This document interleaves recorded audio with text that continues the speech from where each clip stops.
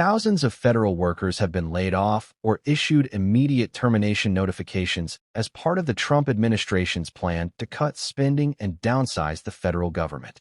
In recent months, however, hundreds of employees have had their firings rescinded or, in some departments, paused by court orders, though several Supreme Court rulings have sided with President Donald Trump and allowed the firings for more than a dozen agencies to resume. At the end of last week, the State Department was one of those agencies, laying off roughly 9% of its workforce. Tracking the evolving situation at federal offices in Washington and across the United States. Last week, the Department of Veterans Affairs walked back its plans to conduct mass layoffs, so it is no longer included in the tracker below.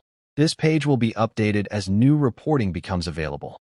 Here is what we know about the cuts so far by select federal departments and agencies.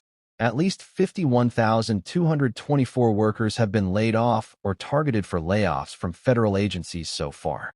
Talked to federal agencies and impacted workers directly, analyzed dozens of statements and internal memos from government officials, and evaluated additional reporting from Associated Press, NPR, Politico, New York Times, ABC News, and Reuters to determine the approximate number of workers impacted from federal departments and agencies.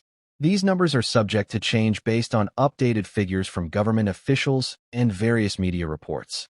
In some instances, data includes announced firings, reports of announced firings, or reinstated positions. For this project, CNN is not tracking federal workers placed on administrative leave or those who take voluntary buyouts. If data for the subagencies of a cabinet-level department are included above, the parent department is excluded, except for state and USAID, which appears separately, and their counts are distinct because the firings happened before they're official.